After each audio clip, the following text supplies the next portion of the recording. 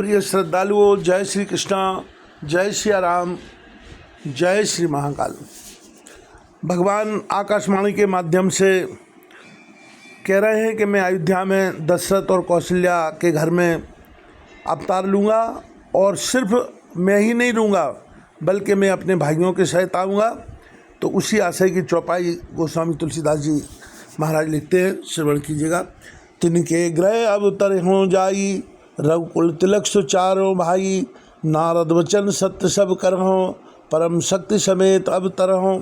उन्हीं के घर जाकर मैं रघुकुल में श्रेष्ठ 4 भाइयों के रूप में अवतार लूँगा, नारद के सब वचन में सत्य करूँगा और अपनी पराशक्ति के साथ अवतार लूँगा। हराऊँ सकल भूमि गरुआई, निर्भय हो देव समुदायी, गगन ब्रह्मवाणी सुन काना, तुरंत फिरे सुर हृदय जुड़ाना। मैं पृथ्वी का सब भार हर लूँगा, हे देववृंद तुम निर्भय हो जाओ। आकाश में ब्रह्म भगवान की वाणी को कान से सुनकर देवता तुरंत लौट गए, उनका हृदय शीतल हो गया। तब ब्रह्माधर ने समझावा, अभय भई भरोस जी आवा। तब ब्रह्मा जी ने पृथ्वी को समझाया, भय भी निर्भय हुई और उसके जी में भरोसा ढाढ़स आ गया। निज लोकय बिरंच गे, देवन यह सिखाए, बानर तन धर धर्म है, हरिपद से वो जाए। देवताओं को यही सिखाकर कि बानरों का शरीर धर धर कर तुम लोग पृथ्वी पर जाकर भगवान के चरणों की सेवा करो, ब्रह्मा जी अपने लोक को चले गए। गए देव सब निज निज धामा, भूमि सहित मन कौ विश्रामा। जो कछु आयुष ब्रह्मा दीना, हर से देव विलम्ब न कीना। सब देवता अपने अपने लोक को गए, पृथ्वी सहित सबके मन को शांति मिली। ब्रह्मा जी ने जो कुछ आज्ञा दी उससे देवता बहुत प्रसन्न हुए और उन्होंने वैसा करने में देर नहीं की। बरचर दे धरी क्षिति माही, अतुलित बल प्रताप तिन पाही। गिरि तनुनख आयुध सब बीरा, हरि मारण चितमय मत धीरा। पृथ्वी पर उन्होंने बानर देह धारण की, उनमें अपार बल और प्रताप था। सभी शूरवीर थे, पर्वत वृक्ष और नखी उनके शस्त्र थे। वे धीर बुद्धि वाले बानर रूप देवता भगवान के आने की राह देखने लगे। गिरि कानन जय तय भर पूरी, रहे निज निज अनीक रचि रूरी। यह सब विचिर चरित में भाखा, अब सो सुनो जो बीच राखा। वे बानर पर्वतों और जंगलों में जहाँ तहाँ अपनी अपनी सुंदर सेना बनाकर भरपूर छा गए। यह सब सुंदर चरित्र मैंने कहा, अब वह चरित्र सुनो जिसे बीच में ही छोड़ दिया गया था। अवधपुरी रघुकुल मणि राहु, वेद विदित ते दशरथ नाहु। धर्म धुरंधर गुण निर्ज्ञानी, हृदय भगति बति शारण पानी।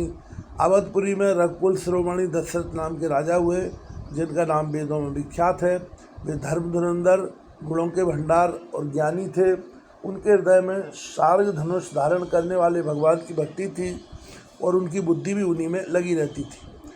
कौशल्यादि नारी प्रिय, सब आचरण पुनीत। पति अनुकूल प्रेम दृढ़, हरिपद कमल विनीत। उनकी कौशल्य आदि प्रिय रानियां सभी पवित्र आचरण वाली थीं। वे बड़ी विनीत और पति के अनुकूल चलने वाली थी और श्री हरि के चरण कमलों में उनका दृढ़ प्रेम था। एक बार भूपतवन माही, भय गलान मोर सुत नाही। गुरु गए गयो तुरत मह पाला, चरण लाग कर विनय विशाला। एक बार राजा के मन में बड़ी गिलानी हुई कि मेरे पुत्र नहीं हैं। राजा तुरंत ही गुरु के घर गए और चरणों में प्रणाम कर बहुत विनय की। निज दुख सुख सब गुरु सुनायु, कहे वशिष्ठ बहु विद समझायु।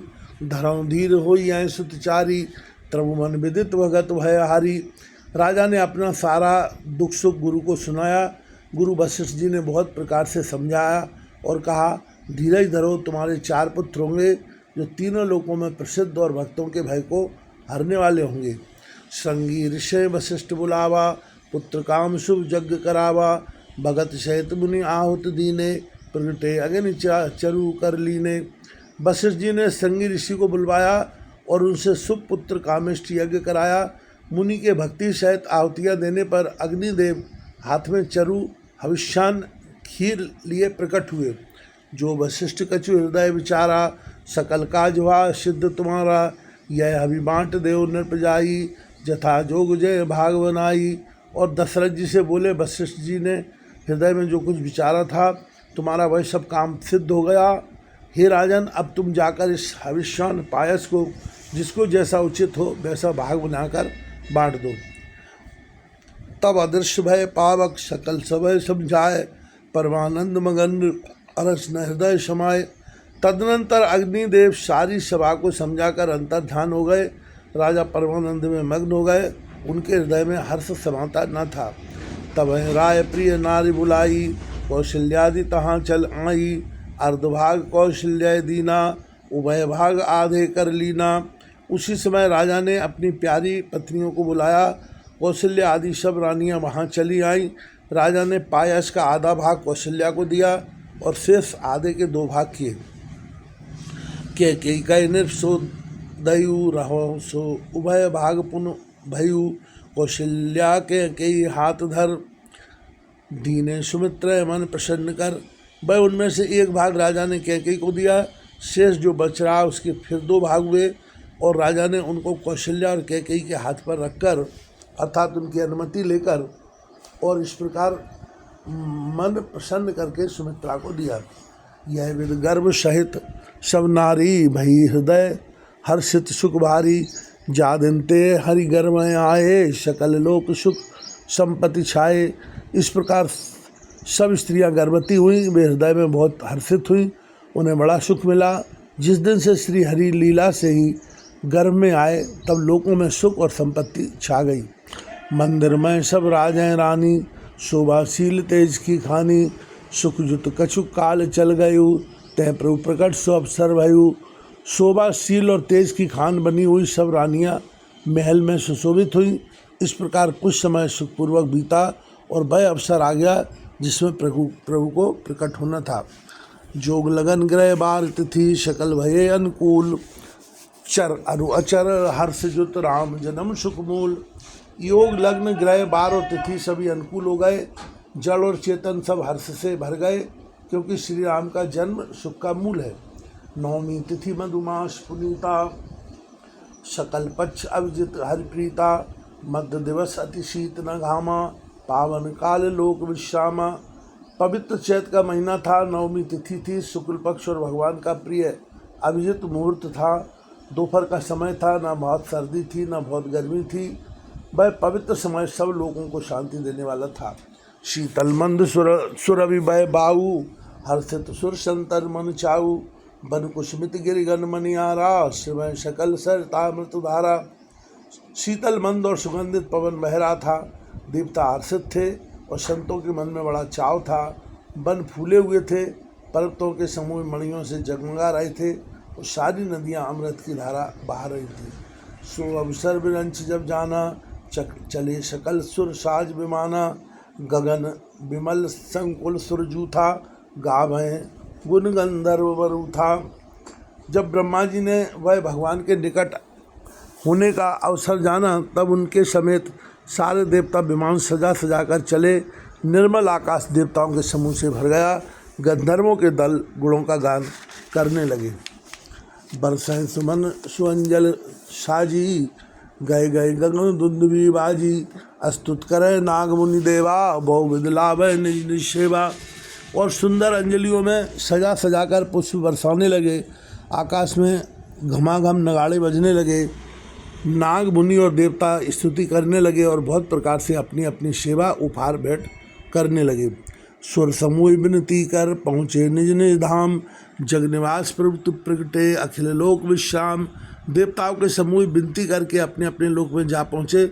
समस्त लोगों को शांति देने वाले जगदाधार प्रभु प्रकट हुए। भय प्रकट कृपाला दीन दयाला, कौशल्या हितकारी।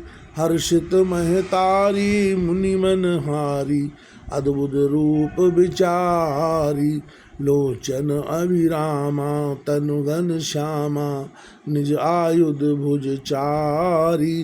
भूषण बनमाला नयन विशाला, शोभा सिंधु खरारी। दिनों पर दया करने वाले कौशल्या के हितकारी कृपालु प्रभु प्रकट हुए। मुनियों के मन को हरने वाले उनके अद्भुत रूप का विचार करके माता हर्ष से भर गई।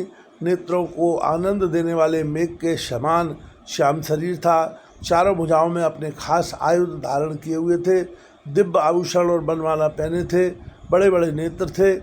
इस प्रकार सौभाग्य समुद्र तथा खर राक्षस को मारने वाले भगवान प्रकट हुए। बोलो सद्गुरुदेव भगवान की जय हो। त्रिलोकीनाथ श्री रामचंद्र जी महाराज की जय हो। जगत जननी भगवती श्री सीता मैया की जय हो। शेष भगवान श्री लक्ष्मण लाल जी महाराज की जय हो। भगवान श्री भरत लाल जी महाराज की जय हो। महाकालेश्वर भगवान की